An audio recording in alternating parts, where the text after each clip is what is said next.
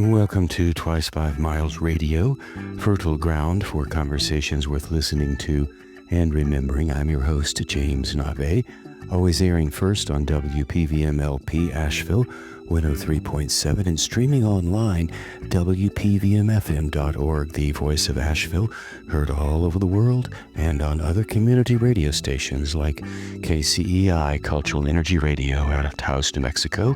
Thank you, Walter Parks, for our theme song, walterparks.com for more on Walter's music.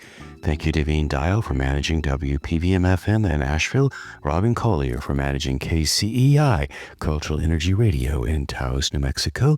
You can always reach me, Navé, jamesnave.com. Navé is spelled N-A-V-E. And I'd like to remind you, we're sponsored by the Imaginative Storm Writing Project. If you'd like to improve your writing chops, imaginativestorm.com is a great place to start that process. Since this is the end of the year and the new year, 2025, is coming, and since it's the holiday season, I'm going to save my new guest the interviews I've been doing for 2025. So I'm going to close our year together with a solo show. I would like to just reflect on what's been going on in the last 12 months and maybe even going further back and then looking to the future. So first of all, I would like to wish you a happy new year wherever you are in the world. And if you're listening to this after the brand new year, later in the year, I hope whatever's going on right now, you're able to lean into it, appreciate it, or deal with it however it plays out. And if you've been listening to this show over the years, I'm now in my 9th year of recording conversations and airing the show on WPVM-FM, and I think I'm in my 3rd year of airing it on KCEI, Cultural Energy Radio in Taos.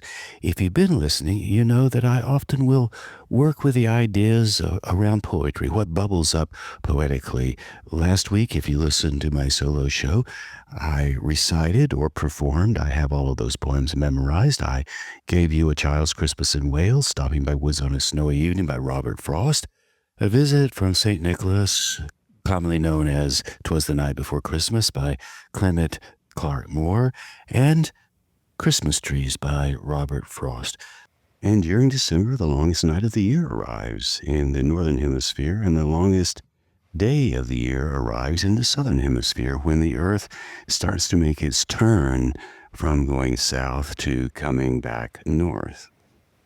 We're either going away from the light or coming toward the light, and everybody on Earth is moving at the same time, which I find to be very comforting in many, many ways. And we're always asking questions around the end of the year and the beginning of another year. So 2024 ends. What are the questions on your mind? 2025 is coming around. What will you think about in this coming year? What will you address? How will you interact with your neighbors, with your friends, with the people around you? What kind of conversations will you have? I so often turn to the poetic nature of things when I think about the conversations I'd like to have. There's a long poem that T.S. Eliot wrote. It's titled The Four Quartets, and in the second quartet, there's a line of poetry I've been thinking about quite a bit. The second quartet's titled East Coker, and the line goes like this: Do not let me hear of the wisdom of old men, but rather of their folly. Their fear of fear, their fear of possession of another or of others or of God. I'll say that again. Do not let me hear of the wisdom of old men, but rather of their folly. Their fear of fear, their fear of possession of another or of others or of God. So as we enter 2025, I'm thinking about this idea of wisdom. The wise ones. We turn to the wise ones. And I'm thinking it might be overrated. Why don't we turn to the folly, the foolish things we do? Why don't we look at what we fear? Why not look at what we're afraid of? And maybe some of what we're afraid of is not that fearful after all. Let's look at how we control and dominate others and how others dominate us. And what about God? Have you ever been possessed by the Spirit? Do you want to be possessed by the Spirit? We could go on and on and on about these questions. I'm just thinking about it right now, but the main thing I'm thinking about is the folly. How many times in your life have you had a story fall out of folly rather than out of wisdom? All of those boneheaded things I've done over the years. God knows I've made so many crazy, crazy choices, and many of them worked out really well, and others, not so much. So, do you want to hear about my wisdom, or do you want to hear about my folly? I certainly would like to hear about your folly more than your wisdom, and maybe in the folly comes a little bit of wisdom, a little bit of knowledge, maybe something you can tell somebody that will be of value. But first, you have to have the folly. And now that I brought it up, what in the world do I mean by folly? Folly doesn't necessarily mean things work out well. Folly can really take you down a circuitous route that maybe works out, maybe it doesn't. Could be a box canyon, or folly could be that delicious moment when you do something quite foolish and it all works out really, really well. So as I'm sitting here thinking about something from my life that was folly, I think about a choice I made in 1985. I had to decide whether to go to law school or go into the Poetry Alive business, to travel out across America and perform poetry for school students as theater. I could have gone to law school. I was an adult returning student. I had graduated from college, or I was graduated from college. I'd done very well. I was 35 years old, kind of old for law school, maybe, maybe not. I didn't think so. So I thought, well, if I go to law school, that will be practical, and I would enjoy the law. It would be fun to argue in front of a jury. And I actually knew a bit about the law because I had been working as a paralegal and an investigator for a lawyer who was based in Black Mountain, North Carolina. His name was Bob Warren. Bob Warren was a progressive lawyer. In some ways, Bob Warren was a lawyer who dealt in folly. He would take cases from people who couldn't afford to pay him. He would take cases that seemed impossible. He was always fighting for people who were wronged by the bigger organizations. So Bob stood up for the little people. He fought hard, and he often won, and he hired me to work with him, and he paid me a folly wage of $15 an hour in 1985 to do paralegal work and to do investigative work. Now in 2024, 2025, $15 an hour is considered a good minimum wage. If you were to do the math, $15 an hour in 1985 is actually worth $47.51 in today's terms. That means Bob Warren was paying me $47.51 an hour to work as a paralegal. If that's not generous, I don't know what is. If that's not folly, I don't know what is. And yet I have Bob Warren to thank for allowing me to be an adult returning student and get a degree in international relations, almost a minor in French, and a whole bunch of theater as well. So here we are, wise moves, folly moves. I was working for Bob Warren. I had a very good sense of how the law works. I also enjoyed doing the investigative work. And while I liked the investigative work a lot, it was super unpredictable. You never knew what would happen. I also started to get a sense of how much time I would have to spend just working with all kinds of problems that people have. And I liked it. It was really interesting.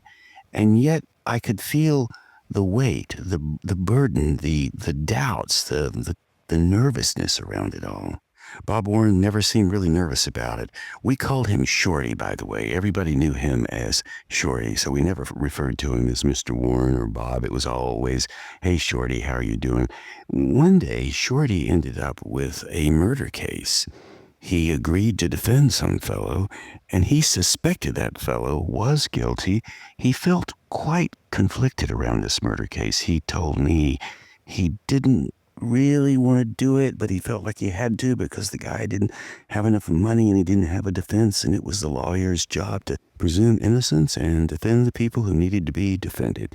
So he had taken the case, and what he wanted me to do was to take a deposition, and he wanted me to drive out to Murphy, which is a great bit of a distance from Black Mountain, maybe 2 hours, maybe 2.5 hours, all the way to the far end of western North Carolina, where the state narrows and it bumps into Georgia and Tennessee. So I went out toward Murphy, actually to Lake Fontana, and I was scheduled for an afternoon after lunch meeting with a witness. And the fellow I went to see was working in a church. He was building the altar in a church. I don't remember if the church was a new construction or if it was an older church with a new altar. I went out there, parked at the church parking lot, went in. The fellow was there. He was really sparkly and nice. His wife was with him. She was helping him. I think they maybe were finishing their lunch. And I walked in and said, I'd like to interview you about this situation, this friend of yours who's being charged with murder. And the guy was really nice, probably 31, 32, had a beard. He was wearing coveralls and had his carpenter's belt lying to the side while he was finishing up his lunch. So he said, sure, you can interview me. So I took his statement. I don't remember exactly how he framed things, but his intention was to be a good defense witness for his friend. So after I finished taking his statement, we naturally talked a little bit, and I asked him about what it was like living around Fontana Lake, how long he had lived there. I told him I was from Asheville. He told me he had grown up around the area and was well entrenched into the community. And then he started talking about how the people he knew didn't like outsiders coming into the community, how it irritated them, how it bothered them, and his vibe changed. His face changed a bit. And as I said, I'd taken the guy's statement because he was the defense witness in a murder case. So when he started talking about how his group of friends, his community members, didn't like outsiders coming in, I was a little surprised. I thought, well, what does that mean? Even though I was feeling a little icky and surprised, and maybe this was the beginning of me deciding not to go into the law, I sat there, nodded, and listened to what he had to say. So he told me about how he and a friend had spotted someone coming to Fontana Lake that they didn't think belonged there. The couple was different enough to irritate these two fellows. And so this guy goes on to tell me that they were out hunting, or they had rifles, maybe they always had rifles, and they aimed their rifles at the couple in the boat on the lake. And for some reason, he wanted me to know that that was how far he would go to protect his community from the outsiders, quote unquote, those unknowns coming in, those people that were going to disrupt his status quo. And as I was listening to that, I felt worse and worse, and I thought, my God, this is really awful. And that was all there was to it. The guy was very jolly afterwards. He said, thank you for coming. I appreciate you taking my statement, and shook my hand, and off I went. So when I returned to the law office, I gave the notes to Bob Warren, the statement. He formalized it, and then I told him about what this fellow said. Now, I don't know how much that influenced where Bob went with the case, because not too long thereafter, Bob managed to drop that case, get another lawyer for that guy, and move on. So here we are back to wisdom and folly. Do not let me hear of the wisdom of old men, but rather of their folly. Bob Warren's folly was that he would take cases because he felt like people needed him. Fortunately, in this case, I felt like some of his wisdom came into play as well. I believed then and still believe now that Shorty really thought that fellow was guilty and just didn't have the stomach to defend him. And so he made a wise choice based on his original folly. So when I was an adult returning student working for Bob Warren, or Shorty as everybody called him, I'd love to say, hey, Shorty, what's going on? And he would say, everything's good, no problem at all. And he would go into his office and do his law work. It was great fun. Unfortunately, he's no longer with us. I do have fond memories of his friendship and how he and I interacted and how he helped me so much during that time. So I was trying to decide, should I go into the law, which was the wise practical choice, or should I become a performance poet and travel around the country and perform poetry for school children? Which would be more secure? Which would guarantee me a prominent place in the community? Of course, the wise choice would have been to go into the law, and I probably would have enjoyed it. But I really didn't want to have to deal with all of those legal details Shorty had to deal with all the time. So as you enter 2025, just as I enter 2025, we'll be making decisions, folly decisions, wise decisions, overlapping the two. Actually, when you think about it, you really don't know if the wise decision you think you're making is actually a decision of folly, nor do you know if the folly decision that you make will end up being the wisest one you could possibly have made. That old cliche, time will tell, actually fits rather well right here. You just really don't know. For example, I decided not to go into the law. I chose instead to co-found with a group of creative people in Asheville a business called Poetry Alive. No arguing in front of a jury. I would be performing in front of students traditional poems that come from the school textbook. In a sense, it's like performing for a jury. It's like making an argument to a grand jury. And when I say grand, I mean numbers.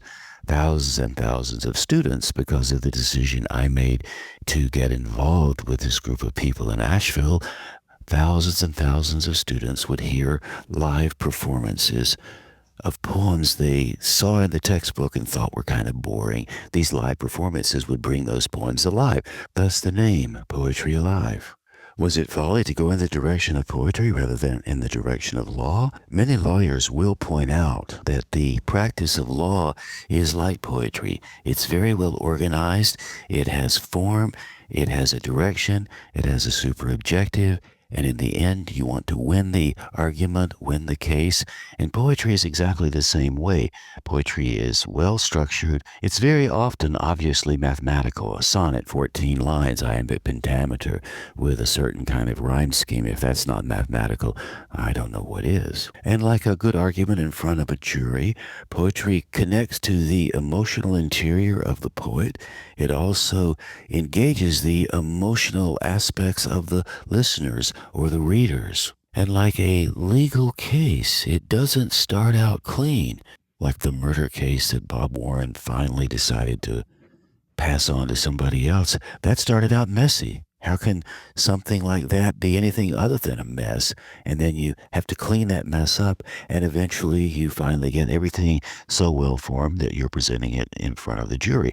So still thinking about wisdom and folly, do not let me hear of the wisdom of old men, but rather of their folly. Now, Eliot could have gone on to say, do not let me hear of the wisdom of old men, but rather of their folly, of their mess, of their foolishness, of their boneheaded decisions, of their stumbles, of their joyous leaps into the unknown that maybe ended up good or bad. I want to know about what happened in the arc of the leap. What was going on as that person sailed across the canyon to try to hit the other side?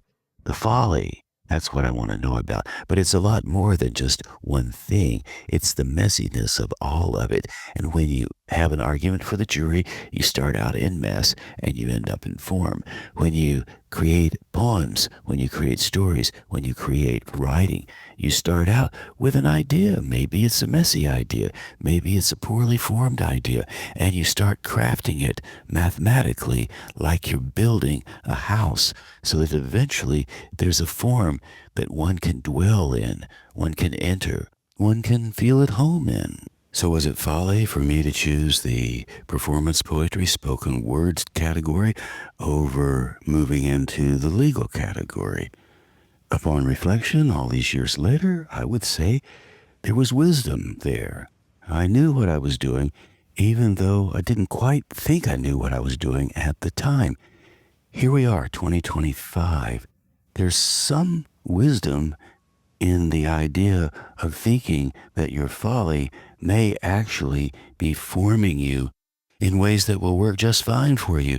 And maybe later, as you look back on it, you will say, there was some wisdom in all of that folliness that I was indulging in all of those years ago. Of course, your folliness and my folliness is very different. I am thinking now, though, of my folly, those things that I could be regretting, and yet upon reflection, maybe those were the building blocks that have put me right here, recording this show right now, watching rain come down outside in Manila. It's very warm here, even though I'm recording this on Christmas Day.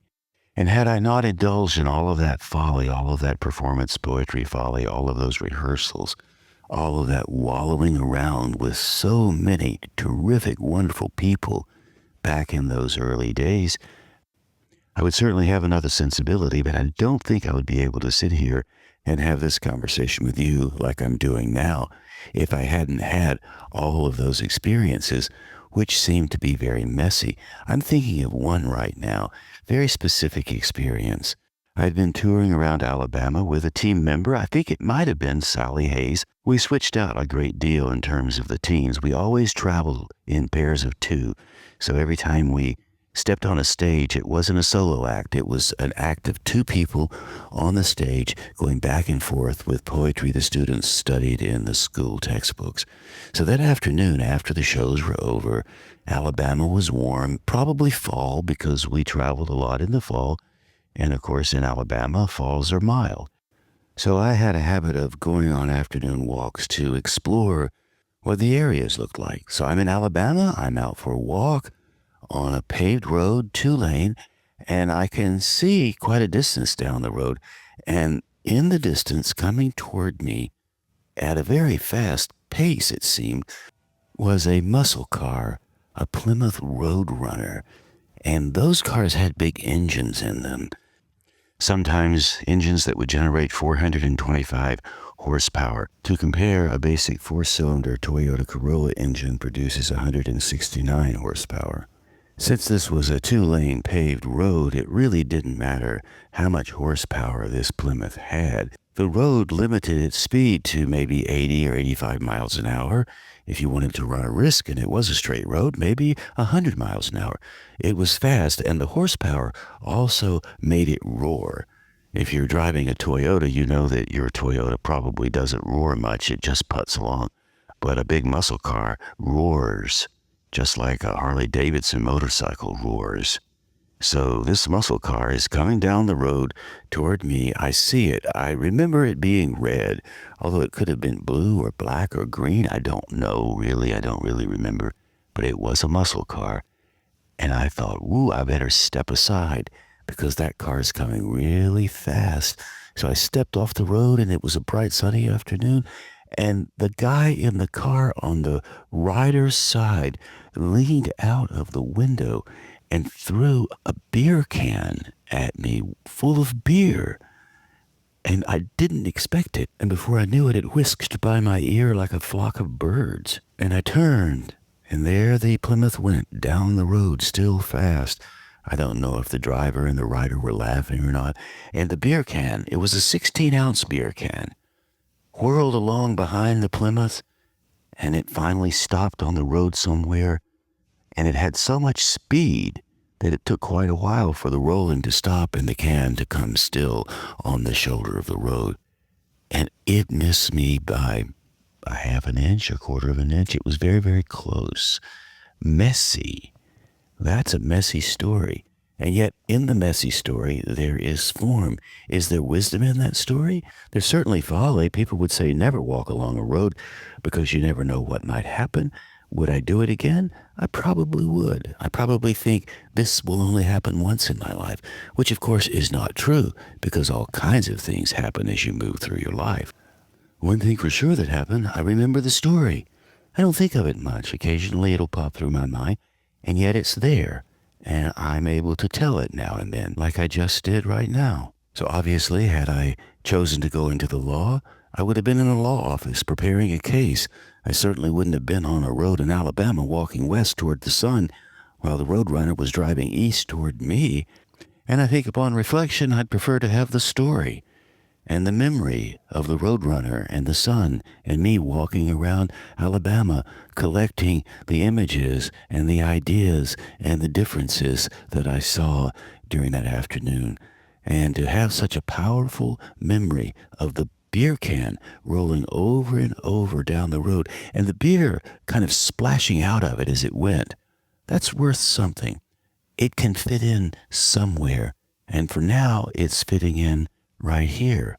So the folly leads to a fitting in, which leads to form, which leads to the story, which I just told you. Now, the best part about this, and this is important to know as you look into 2025 and you anticipate what will happen, what kind of road runners will come down the road and do something that might surprise you, good or bad. One of the things to remember when you have all of these experiences, no matter what profession you've chosen, if you are in the law and you're listening to this and you love it, fantastic. I think I probably would have loved the law too. It would have been great fun. But I wouldn't have seen the Alabama road. I wouldn't have traveled across the country as many times as I have. I wouldn't have drifted off to other places around the world to perform poetry. So is one trade-off better than another? We will never know. A poem that speaks so very, very well to that is Robert Frost's poem, A Road Not Taken, which I've performed many times on this show because it's one that is always present about those choices and about not knowing, about folly and about wisdom. The Road Not Taken by Robert Frost is certainly about making choices. And it's also about the uncertainty of those choices. I'm going to recite it now for you just because it's such an enduring poem, and it speaks so well to the choices that we have to make as we enter a new year or a new day or even a new moment. A second could be as long as a year, depending on how you look at it. A second, a year, a minute, a day. How do you measure time? So here's The Road Not Taken by Robert Frost. Two roads diverged in a yellow wood, and sorry I could not travel both and be one traveler. Long I stood, and I looked down one as far as I could to where it bent in the undergrowth. Then I took the other as just as fair, and having perhaps the better claim because it was grassy and wanted wear. Though as for that, the passing there had warned them really about the same. And both that morning equally lay in leaves, no step had trodden black. Oh, I kept the first for another day. Yet knowing how way leads on to way, I doubted if I should ever come back. I shall be telling this with a sigh, somewhere ages and ages hence. Two roads diverged in a yellow wood, and I took the one less traveled by, and that has made all the difference. So was the choice to take the one less traveled by a choice of wisdom, a choice of folly, or of both? I would say of both, because once you choose one road to go down and you leave the other behind, you will never come back. You can't. You're gone. You're off to a new horizon.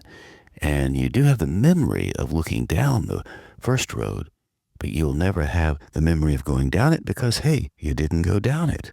And if you've listened to this show before and heard me quote A Road Not Taken by Robert Frost, you've also heard me mention that The Road Not Taken isn't about some unique choice one makes. I took the one less traveled by, and that has made all the difference. So often you will hear people reference that line as a way of saying, I am different, I am unusual, I am different than most people. I march to my own drummer. I write my own rules. Now, all that's true. But what Frost was saying is we are all that different from other people. Everybody overlaps, of course, but really you are so different than I am in very dramatic ways. So the key to understanding the road not taken and to understanding the decisions that any of us have to make, especially as we're coming into 2025, the key here is both roads equally lay in leaves no step had trodden black. Both roads were equal. Now both roads were well worn because they were roads. People travel them all the time. The person making the decision about which road to take was there alone, but we don't know for how long that person was there alone. Maybe the person had to make the decision to take the road because 4 or 5 other people came up behind that person and pushed that person in the direction of the road the person took. So even though it was a singular solitary decision, I looked down one as far as I could to where it had been in the undergrowth, and then I took the other.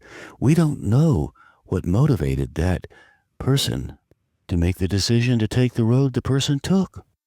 And from the point of view of choices and American culture has always taught me that I'm the individual. I'm the one who must make the choice. I'm the one who has to do it solo, if you will. If I pull myself up by my bootstraps and go forward, I make it on my own. I'm now thinking of the song Frank Sinatra wrote, My Way. In it he says, I've lived a life that's full, I've traveled each and every highway, and more, much more than this, I did it my way. And then he goes on to say he has a few regrets and other things about how life has done what it's done to him. Whenever I have heard that song, I felt very proud because I wanted to say, that's how I've lived my life. I've done it my way. I'm the one who made the rules. I'm the one who wrote the rules. I'm the one who followed some of the rules and broke some of the rules. I called all the shots. And yet that's a trope. That is not how it works. It's never that way.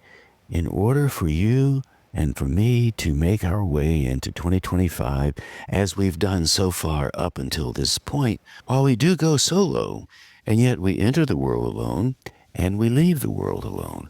And in between the entry and the departure, we have many people who carry us along the route, the road not taken. I took the road less traveled by, and that road is not a road one travels alone. All roads have many travelers. The pilgrimage from birth to death. It's all built into this idea of I did it my way. I like the idea of having a sense of who you are so that it's so placed, so well established in your psychology so that we all can say what Frank Sinatra was saying in his song, I did it my way. And yet for you to do it your way, for me to do it my way, so both of us can say, I did it my way, we need a lot of people around us doing it their ways so they can help us do it as well. So in some ways, it's a collective effort, and it's also an individual effort. So when we're standing there at that road, looking down the 2 options, or maybe more, maybe there are 3 roads, maybe there are 4. Everybody has different choices around that. One thing you know for sure, when you move through life, you won't be walking down those roads alone. And that's what makes storytelling and writing and generating work really interesting. And that's also why I continue to be interested in this idea of wisdom and folly. What is wise and what is folly? What is foolish? What is not? And how they both overlap and exist at the same time. Wisdom and folly are related. And when you get that in your head, it gives you some permission to breathe a bit. My breath goes in, my breath comes out, and in between, so much happens, even in those few seconds in between my breaths. 8 billion people all do something, and the world is completely changed. It reminds me of the things that are in between. And there's a poem that I've always loved by Octavia Paz. I used to perform it a lot for school students, and I'd like to perform it for you now as a meditation on what's coming in 2025. The title of the poem also is the first line of the poem, Between What I See and What I Say, and it's by Octavia Paz. Between what I see and what I say, between what I say and what I keep silent, between what I keep silent and what I dream, between what I dream and what I forget. Poetry. It slips between yes and no, says what I keep silent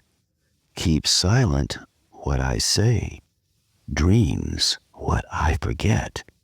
It is not speech, it is an act. It is an act of speech. Poetry speaks and listens. It is real. And as soon as I say it is real, it vanishes. Is it then more real? That was Octavia Paz's poem, Between What I See and What I Say. I used to perform that poem a great deal when I was touring around the country presenting my Poetry Alive shows to school students. The 11th graders and the 12th graders most especially liked Between What I See and What I Say because they were old enough to understand that things do fall in between.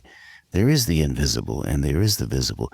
They were still young, as all 11th graders and 12th graders are, and yet they finally had arrived at that place where they knew they had to make decisions about what was going to fall between the cracks for them, or what they missed, what they caught, and all the rest. So it worked really well as a poem on the stages when I was doing the Poetry Alive performances. And even now, after all of these years, I'm still referring back to those days when I first started to explore poetry. And I've mentioned a few times on this show, the poem that got me started was Ulysses by Alfred Lord Tennyson. And the line that really launched all of this for me was a line my mother quoted to me when I was a boy, and I've quoted it many times on this show. And it goes like this: "You are a part of all that you have met, yet all experience is an arch, where through gleams that untraveled world whose margin fades forever and forever as you move." In the poem Ulysses by Alfred Lord Tennyson, Ulysses is speaking, so he doesn't refer to himself as you. He refers to himself in the first person when he says, "I am a part of all that I have met, yet all experience is an arch, where through gleams that untraveled world, whose margin fades forever and forever as I move." I suspect Robert Frost was well aware of Alfred Lord Tennyson's poem Ulysses when he wrote The Road Not Taken. In Ulysses, the old traveler Ulysses has returned after all of his journeys, and he's basically sitting on a rock looking out over the sea, thinking about all the things that he's done, all the things that he would like to do, knowing he's old, knowing he's not going to be able to do as much as he once did, thinking of all of the folly of going out into the sea, and thinking of his son, who is now running the kingdom, ruling the kingdom. The son is the one who follows all the laws, does everything properly. The son is the one who is wise. Old Ulysses sitting there on the rock thinking, I'll just go toward the light that's twinkling in the sea. I'll sail beyond the sunset in the baths of all the western stars until I die. I am a part of all that I have met. He's thinking that. In that, wisdom? In that, folly? I think a bit of both, actually. Sitting there on that rock looking out onto the sea, Ulysses still wants to get on the boat and go sailing over the horizon again, knowing that the horizon fades forever and forever as he moves. No matter how far he goes, no matter how long he lives, the horizon will always be the same. And no matter whether he sits on his rock and looks out over the sea, or whether he gets in the boat and sails out over the sea, the horizon will always be fixed, the same distance, no matter where he sits. So I didn't take up the law. I preferred to memorize Ulysses as the first poem that I memorized as I went into the Poetry Alive storytelling world of travel, exploration, seeing Americana, traveling about the world, performing poetry. It wasn't all that romantic. It was a great way to just get out in the world and have a fair amount of free form within the context of structure, showing up at the shows, writing the shows, organizing the poems, memorizing the poems, letting my imagination take the material in, do something with it inside of me, and then let it come back out again. You may detect a bit of enthusiasm, even folly in my voice right now as I talk about Ulysses and I bring the memories of Bob Warren and the beer can rolling down the highway and how The Road Not Taken by Robert Frost has informed so many people over the years. And as I'm looking into 2025, one of the things I'm super excited about is how poetry is continuing to inform the way I think. Even now, after all this time, I'm still excited about speaking poems out loud, memorizing poems, dwelling with the poetic thinking that other people bring to the table, listening to how people write and perform and generate their work and how they process their takes on the world. I'm so glad about that. And I'm most especially excited because last month I learned Poetry Alive, the name Poetry Alive, which was trademarked in the 80s, is no longer trademarked. The people who acquired the name Poetry Alive continued it as a theater company, and when COVID hit, it just withered. It didn't last. It couldn't make it anymore. I learned a month ago they let the trademark lapse.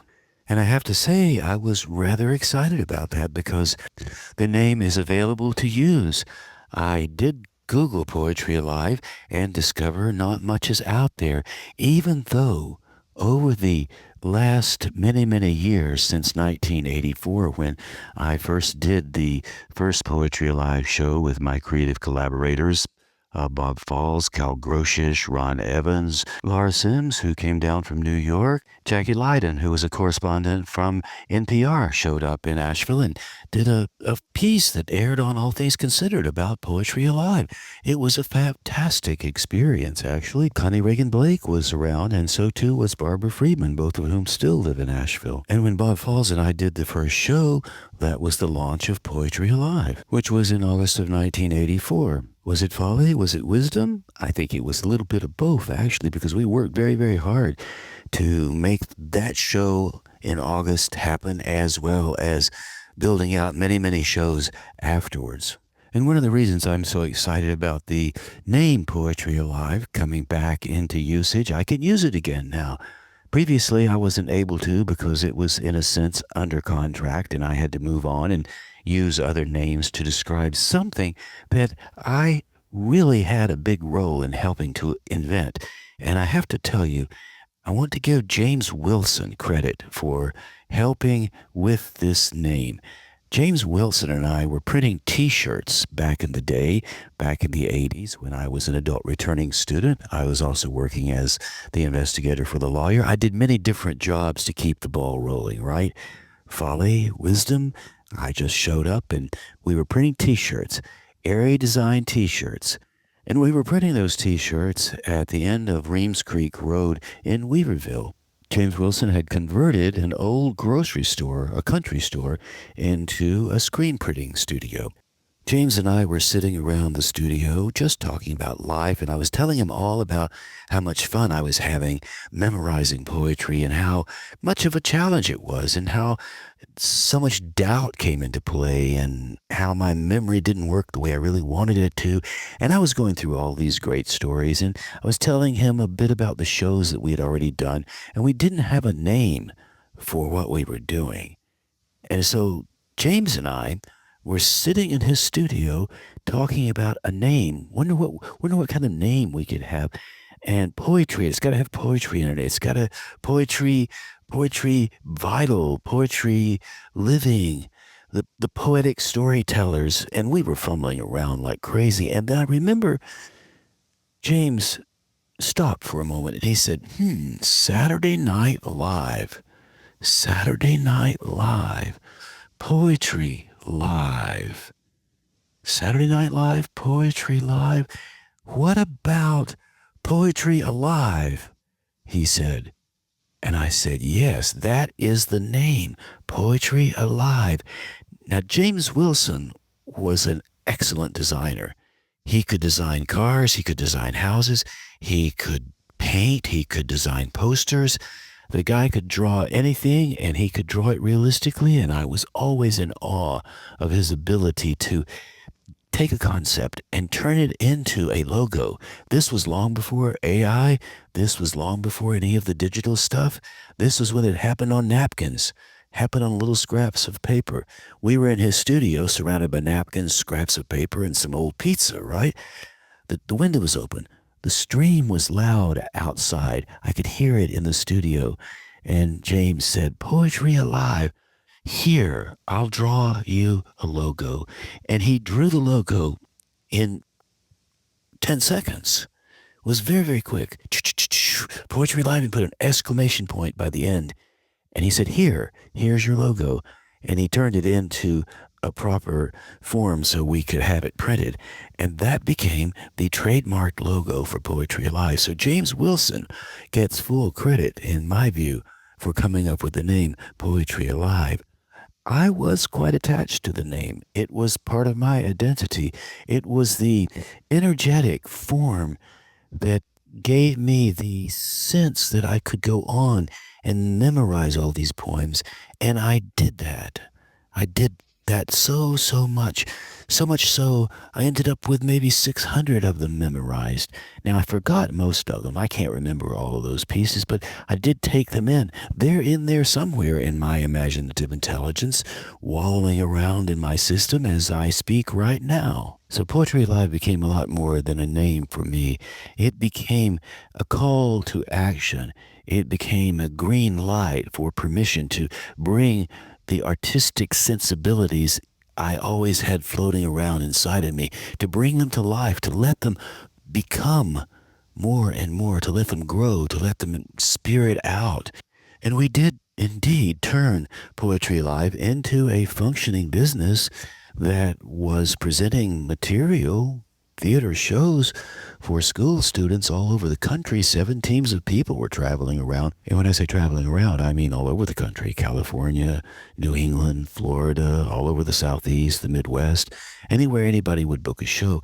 And we had 7 teams sometimes on the road.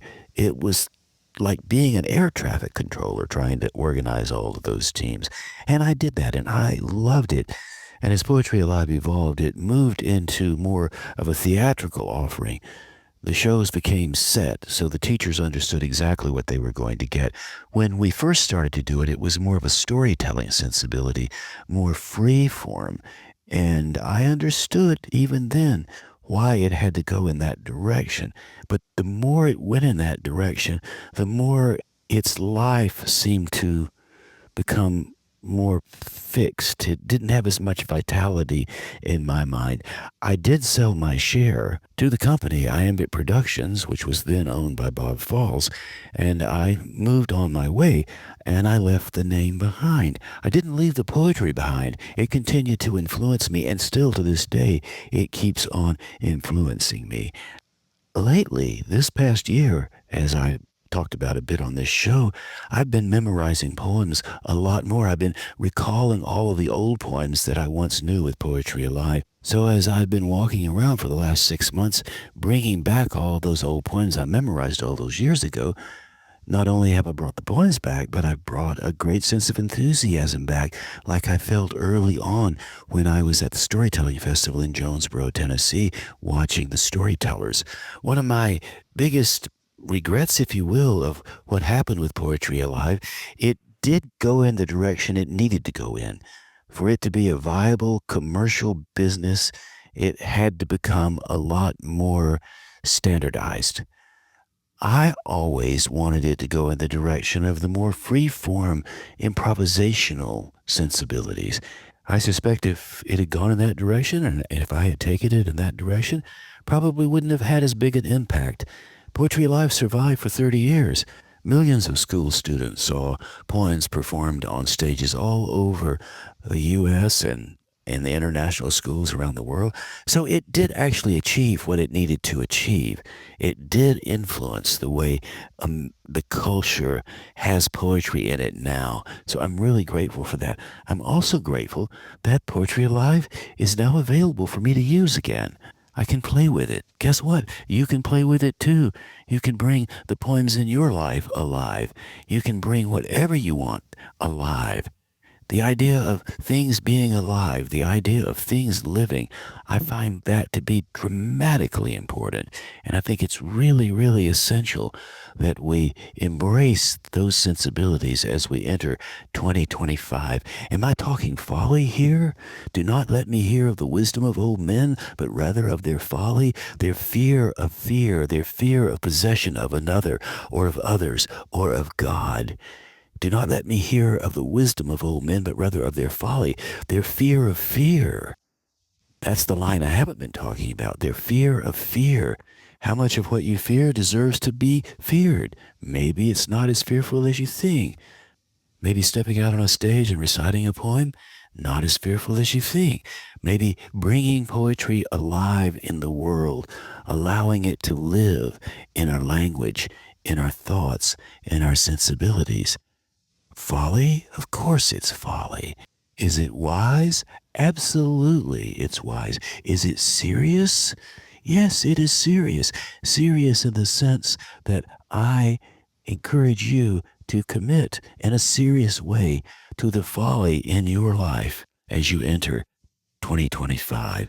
Let the poetry around you become part of the variables that influence the way you operate.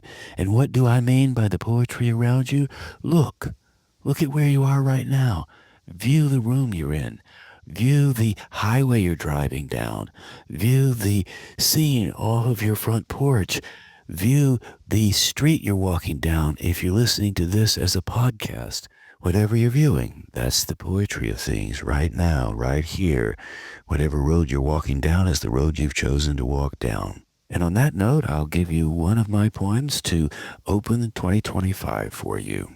Beyond the lands of your air-sweeping dreams, the wind returns again and again from the wilds of the known through the distant trees where shiny red hair mixes with bees.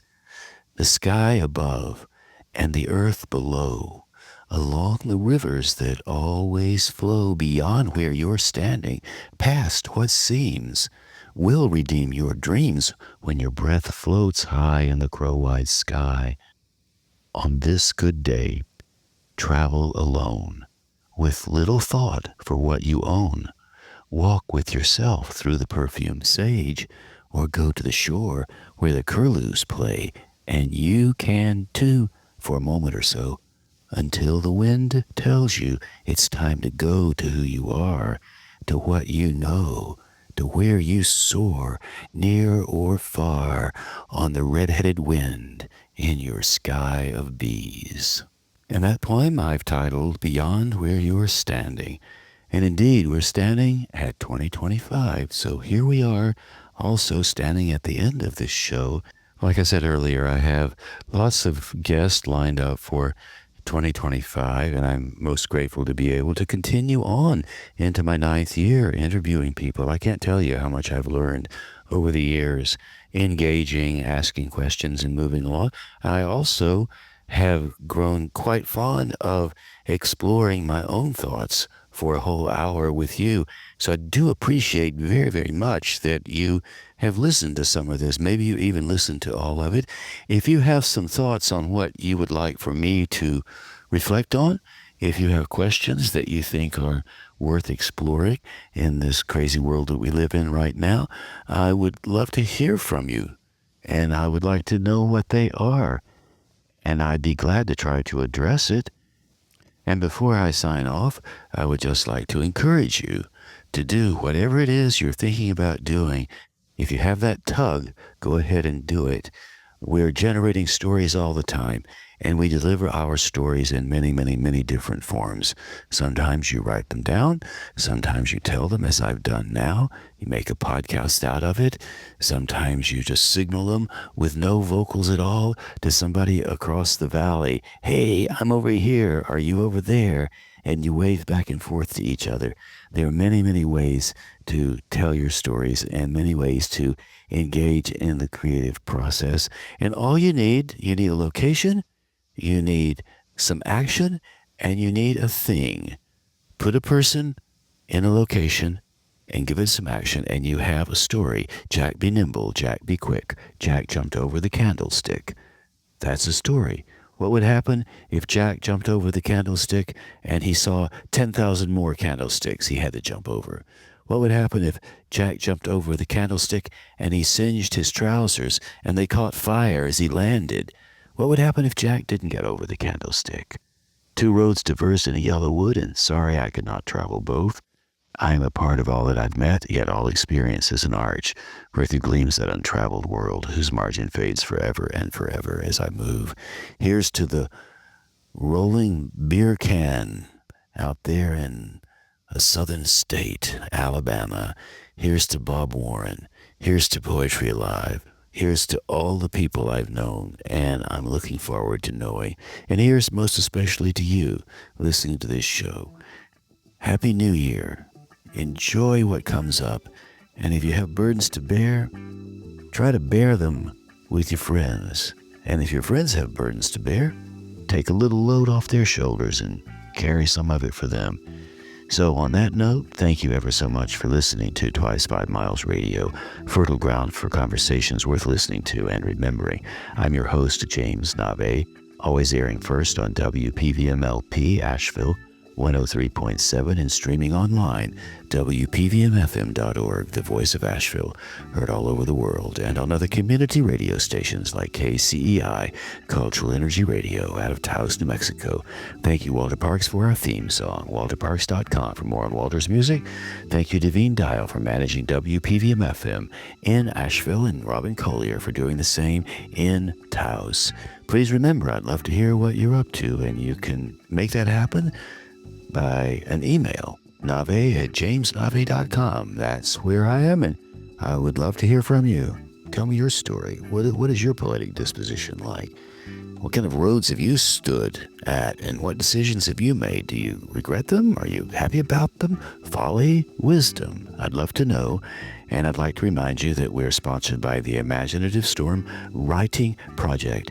If you would like to improve your writing chops, learn how to finally write that book you've been wanting to write, tell that story, write that poem, become involved with a really great community of people from all over the world, you can always go to imaginativestorm.com and find that information. And we do a free workshop every Saturday and every Thursday on Zoom. And the doors are always open, and you can always find that link at imaginativestorm.com. And if you're tempted and you think you might like to do that, well, bring yourself alive. Poetry alive. You're alive. We're all alive. And we're there every Saturday and every Thursday. So on that note, thank you so much for tuning in. I really do appreciate it. And maybe, just maybe, I hope you'll come back sometime soon. And before you do, maybe I'll catch you on that turnaround somewhere down the line.